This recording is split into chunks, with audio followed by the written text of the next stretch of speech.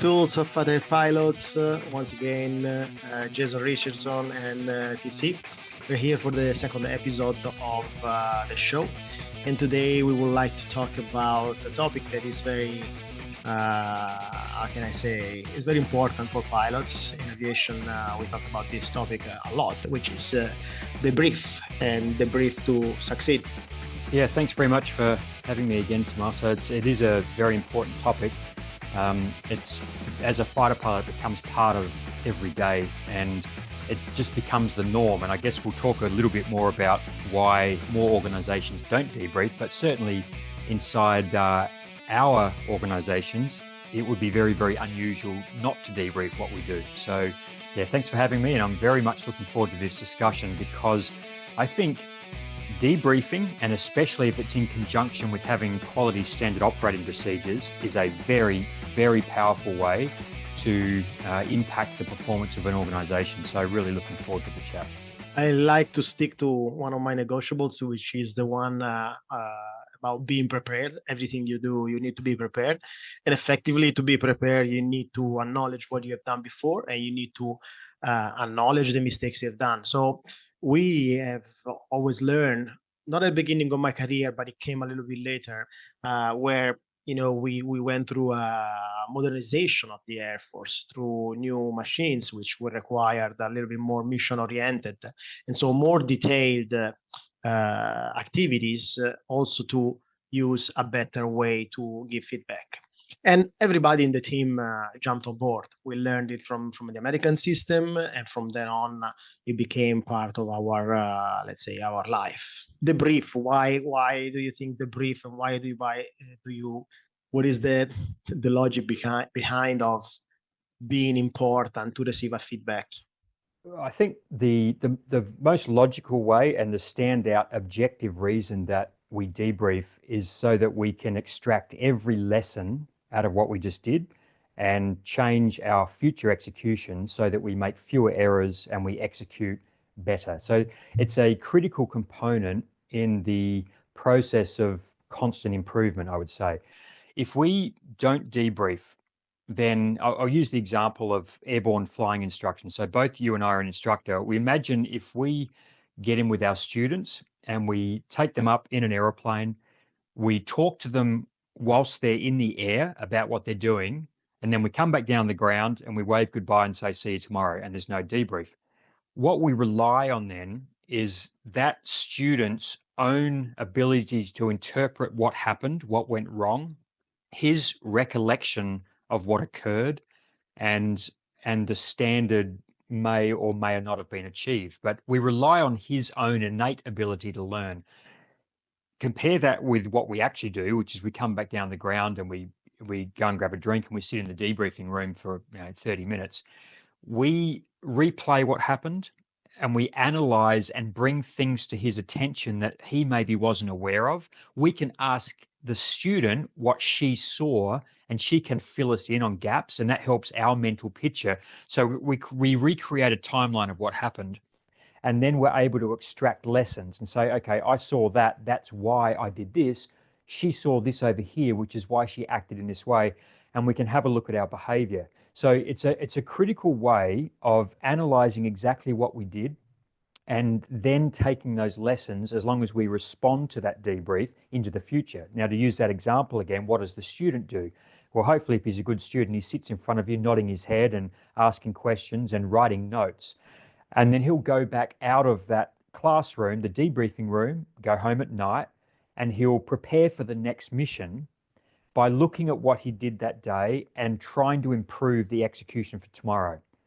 So it's the same way with an organization. If an organization never debriefs, the organization relies on ad hoc learning.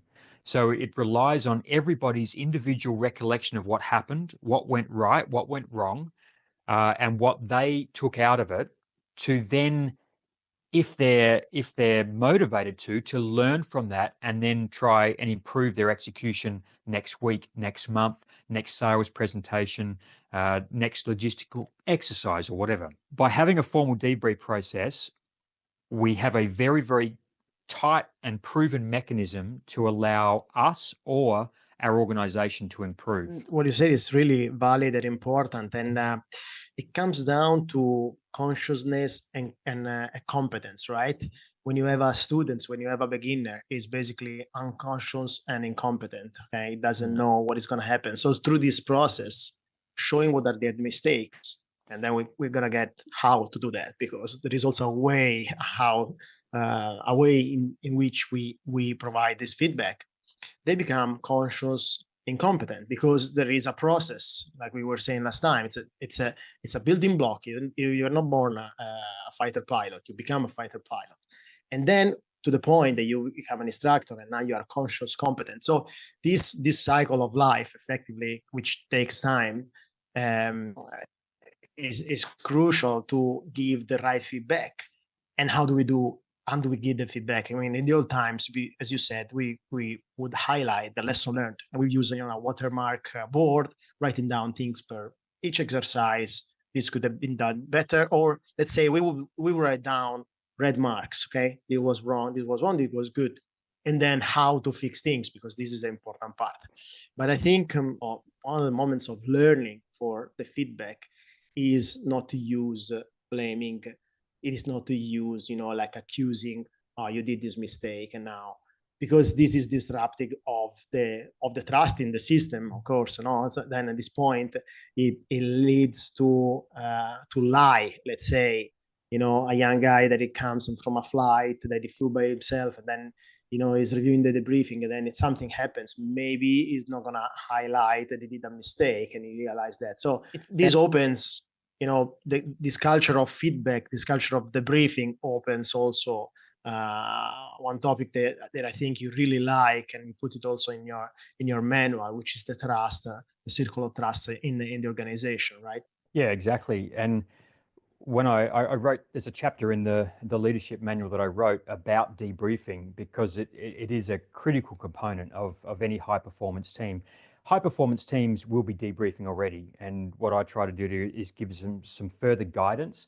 And one of the things I focus on in that chapter is how to retain that psychological safety, because I make the point that despite recording technologies, for example, ACMI that we use to reconstruct air-to-air engagements, despite the fact that we have data feeds coming in from various technology, the aeroplanes we fly, the race cars, whatever it is, there's going to always be an element of human interpretation. You are always going to need to fill in the gaps by getting people's feedback in a debrief. That's why we see teams, that are in high technology areas like fighter squadrons, like Formula One teams. People are still sitting around the table discussing what happened, because you're going to require people to volunteer information, a student, whoever. You're then going to need to have a certain level of psychological safety. You have to make people feel safe. There was ways that we did it in our Air Force, which I'll touch on briefly. And one of them was that we debriefed in the third person. So we didn't say, you did this or you did this. I did this, you did that, he did this. We would talk about it in the third person. We would not use people's names. We would use call signs. So we would say, at this time, Pirate 1 was seen to abort and track northeast towards the enemy group, instead of saying you turned right and started to prosecute the enemy group. So we talk in the third person. We use position titles or call signs instead of using people's names. And again, this removes or furthers, gets us further away from the feeling that this might be a personal attack. The third one, which I think is really powerful, is that we always compare what we saw, so the observed behavior, with the ideal behavior. So it's not like I'm comparing your execution to what I can do, like you didn't do as well as what I can do. It's like, here's this ideal, this ideal standard we have in our organization. This is how we do this thing perfectly. I didn't do it perfectly today, and this is why. And in this case, Pirate 1 also did not do it perfectly. So we compare we compare the observed behavior with this standard that's up here. And that allows us, again, to reduce this perception that this is a personal attack. with students, it's the same thing. You want to make them feel comfortable. And we know that, for example, there's a perfect way to fly a brake turn. We put the lift vector in a certain place. We apply the G as rapidly as possible. We maintain the lift vector in that position. We select afterburner at the right time. Generally, in the fighter world, these things are written down. So this is the ideal, perfect behavior that we debrief in comparison to. And when I, as the leader running the debrief, talk about my execution, I compare it to that perfect ideal and say, in this area, I came up short today. This is what I would do to improve it. And when I'm talking to the formation members, this is the standard up here. This is what we saw from you today. This is how we can improve it. So it's this perception that we're trying to execute and achieve the kind of like the team standard, which is higher than us all. So it's holding the team up in a higher place than you, me, or anybody else. So that's some of the ways that we reduce the feeling that it's a personal attack in debriefs. Yeah. You introduced these two topics. That one is as a leader, you're not perfect, even if you're cautious competent, but that day the maneuver didn't come out like you would have liked. So you're showing the team that you're human, you're showing the team that you can make mistakes and you recognize them, which is, it's a superpower to be humble towards the younger members of the team. And also in the moment that we recognize, okay, there was a mistake, we did the procedure, that we didn't follow the standards, we didn't achieve the highest standard that we wanted. Now we can put the light on the one that did a mistake and say, how would you fix this one? Like in this situation, what should have been the right maneuver? Because at this point, ground speed, okay, ground speed zero. Now we have the time to think about it. Nothing is exploding. The aircraft is not flying from the sky. Okay, now how would you have done that one? This is how you build effectively the competence, because at this point you are building your database and you are increasing what we call in aviation airmanship, right? It's a database of experiences that you need to build and increase and improve and everything. So really, leadership as an example, but also humbleness as being authentic and demonstrate that you can make mistakes, and also give another chance on the ground to fix what happened, what didn't go correctly in the air. Yeah. So the point you touched on there, which is the leader modeling the behavior that we want, is it runs through all aspects of leadership as far as I'm concerned. It's how we build trust. It's how we build loyalty. It's how we build psychological safety.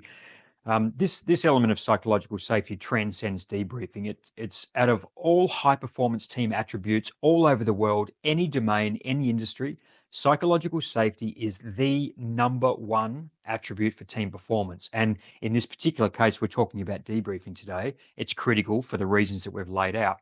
What you mentioned there about the leader modeling it, absolutely 100% agree.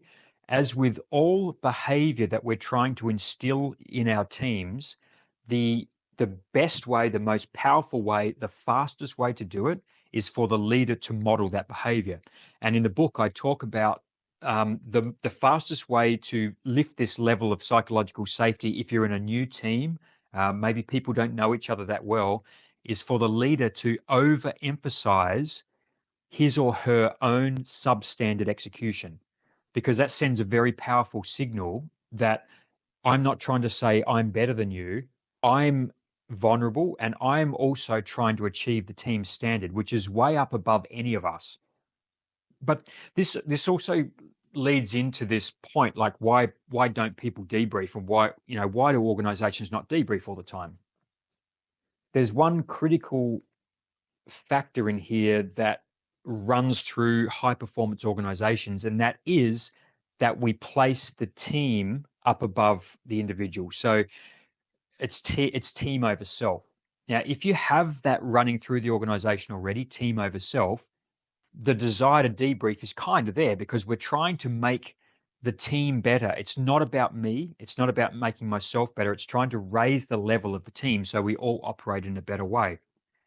A lot of organizations, and it's very natural for humans to prioritize their own self, their own ego, their own safety.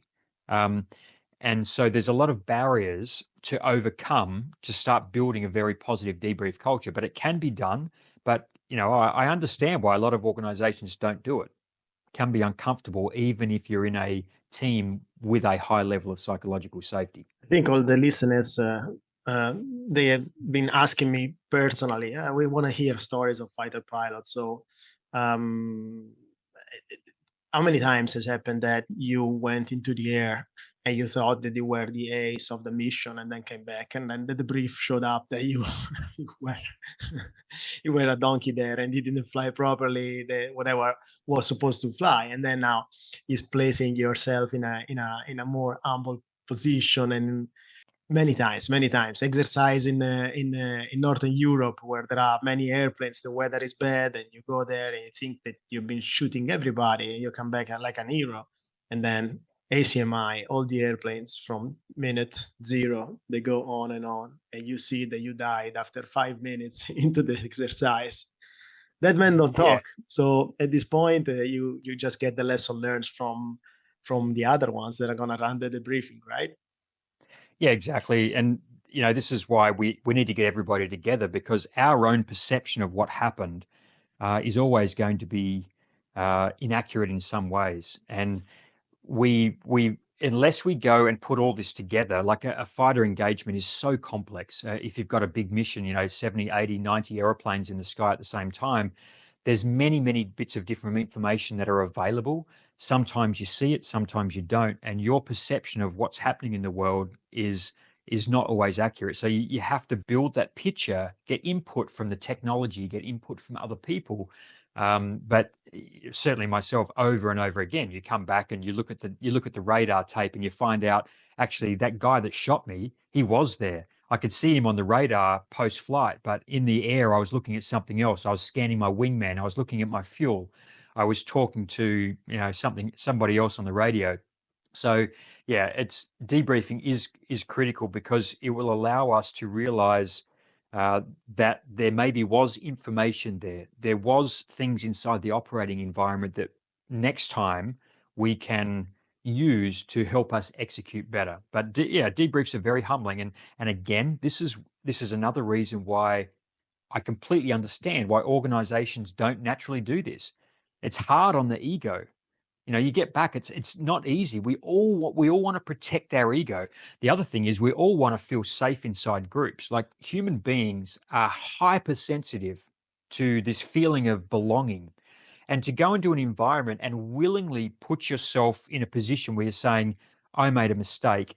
I should have done this. I didn't do this, or I didn't have this information, so I didn't act out as well as I should have. That runs against this survival instinct we have, this importance for us to be safe inside groups. So ego, this feeling of safety, the time it takes, these are all things that kind of lead us down the path of not wanting to worry about debriefing. But it is super important, and if it's handled the right way, incredibly powerful. And it's a culture, because I did a flying experience when I was teaching certain nation advanced maneuvering, let's say. And in their culture, the debriefing was like not even looking at the tapes. So yeah, how was it? Yeah, good. Okay, just because they didn't want to blame each other, just because that was the culture. So they didn't feel in a safe place. I said, no. Here we need to look at the tapes, look at what we did, and then write down lesson learned. And then it came out that the topic that you were talking about, the SOPs, the standards, their standards were not clear. So they were so basic, they were not detailed, they were not quantified, so that whatever maneuver they were doing, yeah, thumbs up, it was good. I said, no, you guys need to go through the debriefing, get the lesson learned, and rewrite your standard, write your SOPs, because now you need to have material to aim for a higher standard, for a different performance. So sometimes we don't know that when you're approaching an organization from scratch, you need to be very cautious in understanding what's written and what is not written, and what are the codes of behaviors of people. Yeah, absolutely. And the way I think is a really good way for listeners to understand the power of this. Let's consider two startups. So we have two startups in the IT. Let's say they're IT startups. They are both, like is normal for startups. They're hyper motivated. They've got this great idea. They see all this opportunity in the future. They've got a small team, including the founders and the investors, and they go and they start this startup process. They start building this business. One of the startups does what most organizations do, which is they just progress. They kind of have a bit of a look at what they're doing, but they just continue and try and improve and try and grow. The other startup debriefs everything they do, and they write down procedures for everything they do. Now, it's not good enough just to debrief, but they tie in this critical part at the end, which is the response out of the debrief. So every time they debrief, and this particular startup debriefs once a week, they get together, they have like a 1.5 hour wash up on a Friday afternoon, and they talk about what happened in the previous week. And then they allocate responsibility for making changes to their procedures, and they do change their procedures. So this team that debriefs once a week has procedures which they amend regularly. How are they going to go compared to this other startup, which just continues on and grows organically and doesn't write anything down? I mean, it's clear that the debriefing team has a massive advantage. They're going to be learning all the time. Not only that, but if they actually do this right at the start of the business growth, they're developing a culture of debrief, which is going to become the normal or the culture for that startup. So hugely powerful. You know, when we talk about the whole task cycle, we plan, we brief, we execute, we debrief, we respond. The debriefing has to go with the response, because it's not just good enough to look at what we did wrong and then to move on and nothing changes. We have to, in the manual I talk about, you've got to allocate responsibility at the end of that debrief. If things need to change, you need to say, okay, Sarah, you're responsible for incorporating that change, and let's have that done by Thursday the 27th. So you got to make sure it changes. But if you get that feedback loop going and that becomes a part of your organization, obviously, you have this very solid, efficient mechanism for constant improvement that just makes you better and better and better every day. And you don't have to be concerned about mistakes, because mistakes is information about how you can do things better the next time. My area of expertise, as you know, is sport, endurance coaching, and you cannot believe how important it is also in sport for an athlete to receive a debrief and a feedback from a coach. Because when we're talking about organizations, or as you say, startup or air forces, it's very, very, very complicated, and you see right away the benefit of a good feedback culture, a debriefing culture. But when you're talking about sports, they're not professionals, so the reality is, if you give a feedback and if you go into the data, because that's the beauty of nowadays, you have data, you have technology, you have people that they have the heart rate monitor, the power meter, so you can monitor power, and then also they have bracelets that tracking the sleep. So you have a bunch of bits and pieces that effectively you can see the athlete centric way of coaching people. But feedback, it becomes one of in my opinion, the most powerful tools that you have. You can put any plan there. You can put simple runs, simple cycles, simple swims, whatever it is. But after they have done it, just give them a comment. Okay, good job on this. You could have done this one a little bit better. Okay, or as we said before, how could you have fixed this one? How could you have run a better marathon? How could you have cycled better, 180 kilometers? And they will come out, my nutrition was pretty bad. I should have, followed the plan, followed the SOP, which is using a certain amount of carbs and calories every thought minute or such like this. So it's a way to empower people to become conscious, correct their mistakes through their journey. I'm talking about individual journey, because obviously endurance and triathlon is an individual sport, individual journey within a team. because you surround of people that you need, your coach, your physiotherapist, your orthopedic, or your nutritionist, so stuff like this. But yeah, I really like to use this tool into sports, because I see the effectiveness, and also my athletes are pretty happy when I give them a feedback, either WhatsApp or using the tools that we have, platforms and stuff like this. So how do you find that they generally respond to feedback? The people that you are coaching, the athletes you are coaching, are they used to having feedback? Are they hungry for it, or do they still feel this defensiveness when you give them feedback? I don't know. I mean, probably, when you are in an organization like industry or company, uh, you're always asking yourself, what is it for me? Okay, so feedback comes with a culture much more than for an athlete that is paying for his plan, is paying for, he got the motivation and he got the challenge to do a certain race. So it's sometimes it's a surprise for the athletes to receive a feedback, because generally it's not expected. But in my team, we decided to be much more aggressive on this, because we want to retain athletes using the feedback. So you want to know what I have to say about your training, and I'm competent about it, and I'm gonna give you solutions, or I'm gonna make you think about solutions. And the only way through is not trial and error. It's just analyzing your errors, and make sure that next time you don't commit those mistakes. So, for example, if I have athletes that they have to run, they don't like to run against the wind, okay, and they come back from a ride and they're like, "Oh, today my power, today this, today that." Okay, very good. Well, so how do we fix this? Because I understand. So giving the right technical advice, because that's part of it. You go through the workout and you see, okay, here I can see that the wind started. What happened to you? What was your mindset? Where were you? Were you thinking about it, that in the end the 200 watts is 200 watts tailwind, is 200 watts headwind, right? So how do you fix this? Like, so you are using the brief also to, let's say, attack the mental aspect of the performance of the sport, of the endurance.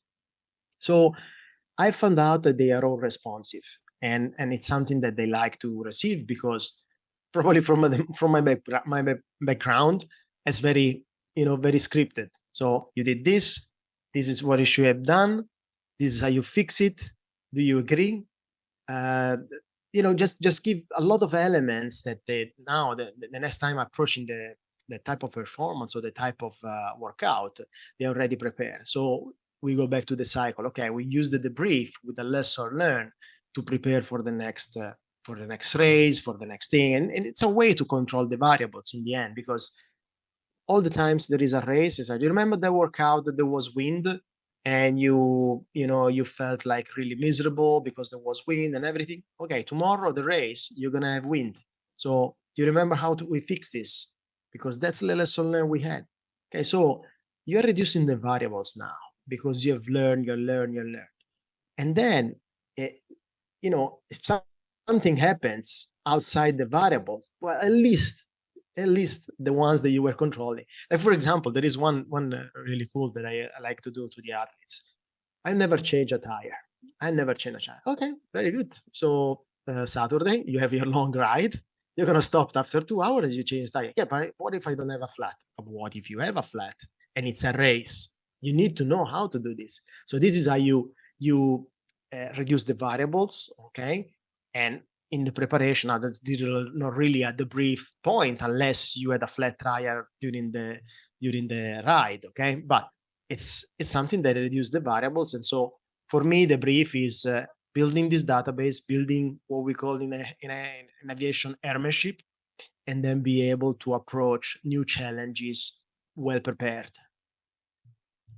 Yeah, it's super important. I love that bit about controlling the variables. So one of the things um, I tell clients is you want to reduce the variables inside your execution, inside the operating environment as much as possible. When you're going out to execute, there's things that you can control, things that you cannot control. You want to control as many things as possible. It's like trying to solve an algebraic equation in mathematics. You want to reduce the variables. The more variables, the harder it is to predict what's going to happen. So let's reduce everything that we can. And then in the debrief, we we focus on the things. How did we respond to the things that we can control? Did we control the things that we should be able to control? For example, timing, our response to the wind. What happened when the fighter controller's radio went down? Did we have a backup? All these things. Did we control the things? How was our behavior? How did we behave in that environment? And did we control those things well? One of the things I think we should focus on in debriefs is focus on the behavior. Don't focus on the KPIs so much. This is one of the reasons why debriefs are so important. If you have wins all the time, you're going to be less inclined to debrief, right? Like, we're having wins, we're doing this great job. Let's take a sales presentation or a law firm or whatever. We're doing this, we have this win, we bring this new client in, we have a champagne lunch, we move on to the next client, the next project. We never stop and look at what happened. And actually, when we look at this over a year, it's like, my God, we lost 40% of our staff this year. Well, actually, that's because even though that in the short term you were having these wins, there was actually a micromanager in there that was doing 90% of the work on these projects. Everyone hated working with him or her, and they're leaving the organization. If you don't debrief, you won't find this stuff out. You won't find this out. And unless you go in and analyze the behavior and get everyone's picture about what happened, you won't. It often will mask dysfunction, which is why it's another good reason to focus on behavior, not just the KPIs or the actual outcome of the mission. I'm not sure what it was like in your experience, but for sure in Australia, if we went and flew a mission and the objective was to put some bombs down on a power station and deny the power station the ability to produce power. We come back and we achieve that. If we had achieved that overall mission objective, but we didn't achieve, we achieved it through terrible formation behavior. We went blind constantly, we lost sight, we didn't support each other, the radio communications were ill-disciplined. We would have spent just as long in that debrief talking about the things that we need to fix up. Then, it doesn't matter. We're focusing on behavior. It's not just the result of the mission. We have to go through and critically look at everything we did as far as behavior and not just focus on the output. So, yeah, controlling variables, super important. And I think focusing on our response to changes or our how we behave inside that environment as opposed to just achieving the objective. We're trying to win the war, not just win that one battle. Over time, the consistent success over the longer term will happen by exceptional behavior, not just by being lucky on a certain day. You made me smile when you were telling the story about the briefing, in details, and find out that effectively we didn't execute in accordance with the standard, but then by God, you were able to achieve the goal, no? And it reminds me of the old times where we're using the watermark board, where, okay, this is the mission objective. How do we achieve this one? And there were like a bunch of tasks. And now you review the tape. Okay, bombs on time, on target. Very good. But then how did we do that? And then you go to each individual task. And it's like, okay, execution of this was not like advertised. And this one as well. And this one as well. So even if you achieve, as you said, the KPI, but then how was the behavior throughout the mission? How was the teamwork? Because that KPI is a battle, it's not the war. It's an achievement, but it's not success in terms of a constant and continuous and long-term result. Okay, it's achievement. Is that achievement? So if we don't get this lesson learned and we put them together and then we put ourselves together in order to achieve the goal, but through the tasks, then it doesn't make any sense. Also, because then these little tasks, they kind of it's kind of how do you say the word? But they ramificate in different other activities. So you need to know how achieve that task in the right way. So yeah, many experiences about that. Yeah, like we used to do the same thing. So we would, when we're, I'm sure we will get on to briefing at some stage in our discussion, but when we're setting an objective for our briefing, we would, would have an objective. It was kind of like the aim. So, or the overall goal is to bomb the power station, deny the power station the ability to produce power. We would then come up with objectives, 2, 3, maybe 4 objectives. So what that means is if we comply with those objectives, if we fly in accordance with those objectives, then everything else being equal, we should achieve the aim. We may not, like you said, there may be an act of God. There may be something that comes into the operating environment that we can't control. And, on that day, like weather, for example, is a classic one. If we're doing a visual pass onto a target or we're using laser guided bombs, and the weather's supposed to be clear, but then all of a sudden, the whole area gets fogged in. Well, we can't see the target.